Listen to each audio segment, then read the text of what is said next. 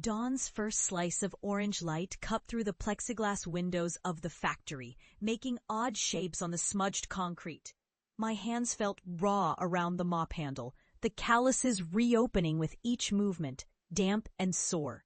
The horn had blown a few minutes ago, the signal for everyone to end their shift, but I lingered by my mop, feeling the stares dig into my back from across the expanse of machinery. Maybe they'd heard, maybe they hadn't. But when the supervisor finally walked over with that fake, sympathetic look, I knew what was coming. "Lucas," he said. "Office." My heart hammered. I set the mop back in the supply closet, its handle sticky, like it resented being left so soon. In the supervisor's cramped office, the cheap air freshener barely masked the burnt chemical stench drifting in through the cracked window. He sighed, eyes drifting just past mine. "There's a list, Lucas. Cuts. You're on it." I clenched my jaw. After 4 years of graveyard shifts, sweeping floors, and moving crates for minimum wage in the heart of São Paulo, my name was suddenly a burden. Behind us, tinny laughter from the staff break room reached into the silence.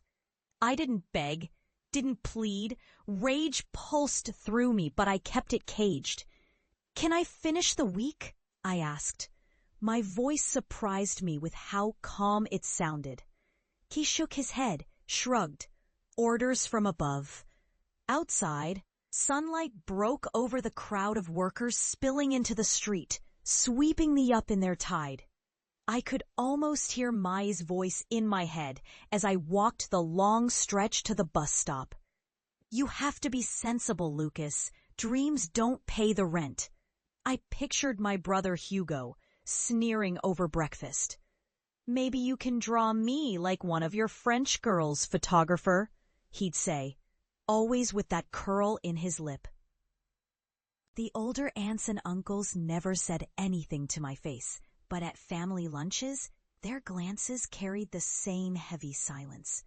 I clutched the envelope with my final wage and the slip of paper confirming my dismissal. I walked past the row of bakeries, past the graffitied playground where neighborhood kids played barefoot football. Every detail seemed suddenly sharper. I noticed the way old newspaper scraps floated along the curb, the sticky trails of spilled guaraná on the pavement, the warm aroma of pão de queijo rolling from the bakery window. At home, the apartment buzzed with activity, my mother on the phone with a cousin, her voice tense but steady. Hugo shoulder deep in the fridge, searching for something more filling than the leftovers he never wanted.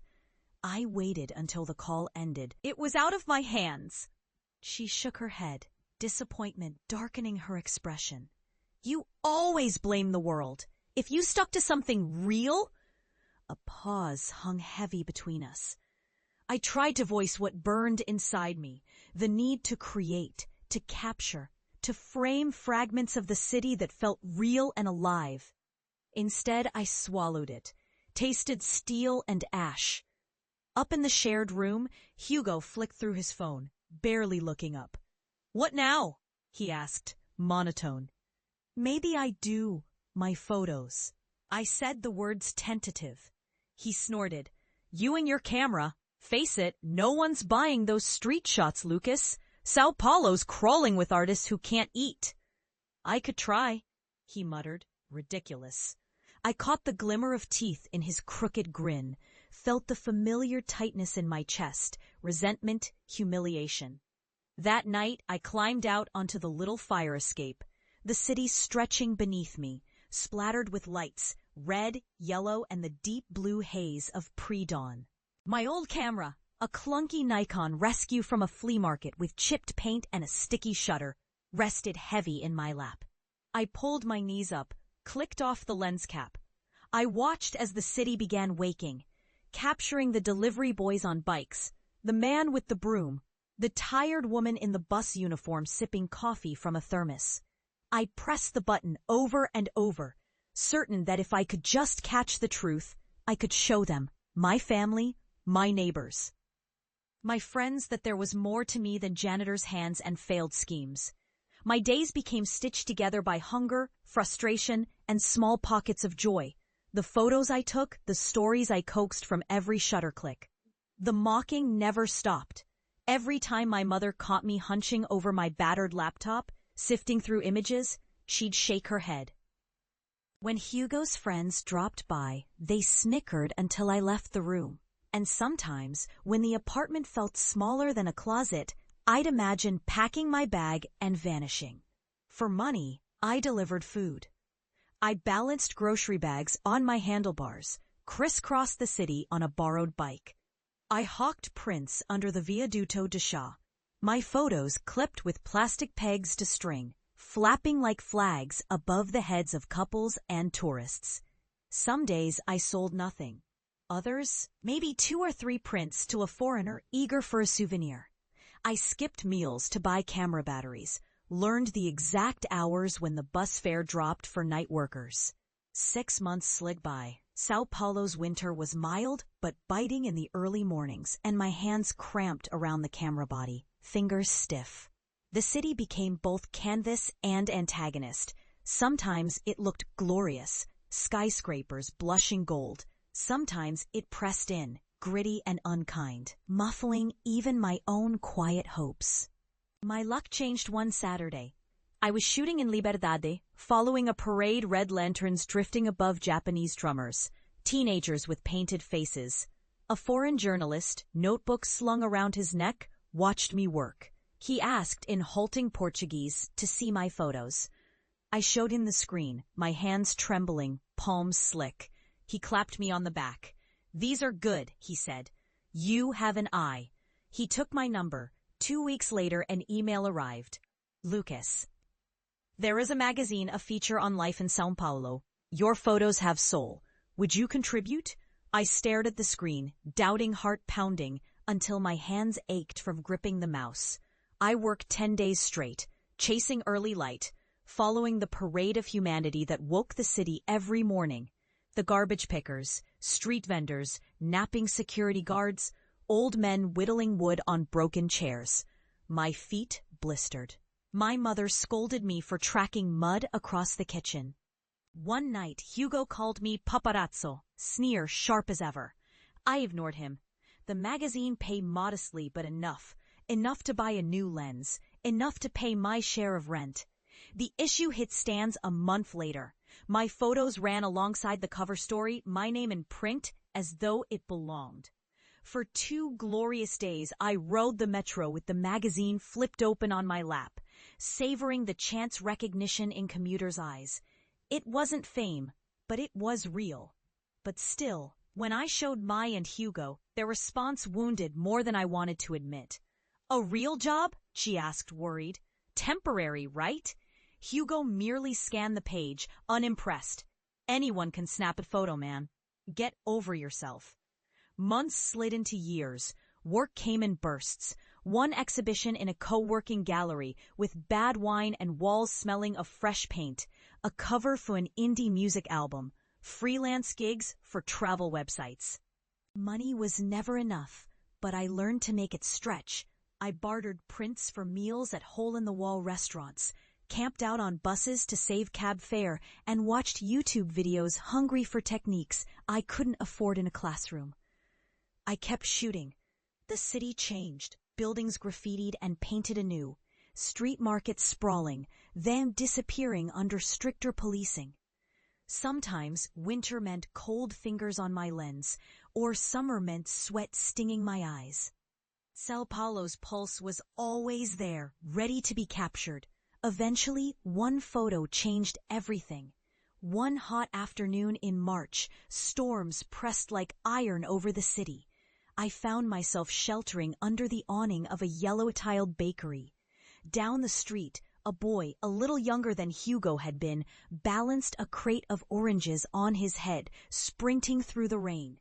In one miraculous moment, he slipped, and the oranges spun out in brilliant color across the glossy, storm-washed street. Without thinking, I clicked the shutter just as he laughed, face tipped up to the rain. Orange splayed around him like fireworks. That photo exploded online, picked up by an NGO championing urban children. Messages poured in. An Italian news outlet wanted to buy the image. Then National Geographic Brazil called. Then an invitation. A solo exhibition sponsored by a São Paulo cultural center. Press coverage guaranteed. I took the call in my mother's kitchen. Her face flickered between caution and faint hope. "They want you?" she asked, brow knit. I bit my lip, a flush roaring in my ears. "They want me, yes, to show my work." She was silent, and for once, so was Hugo. The exhibition came quickly. Framed prints, white walls, spotlights casting golden halos. My name stretched big and bold on the wall. Lucas Camargo, Olhos da Rua, Eyes of the Street. The silent white of the gallery felt a world away from ovens, janitors' closets, and delivery bikes. I stood at the entrance, knees knocking under my jeans, as streams of strangers filed in, students, art critics, even the mayor's aide with her high heels clicking and a solemn nod for me. But none of that mattered as much as the people who didn't arrive, at least not right away.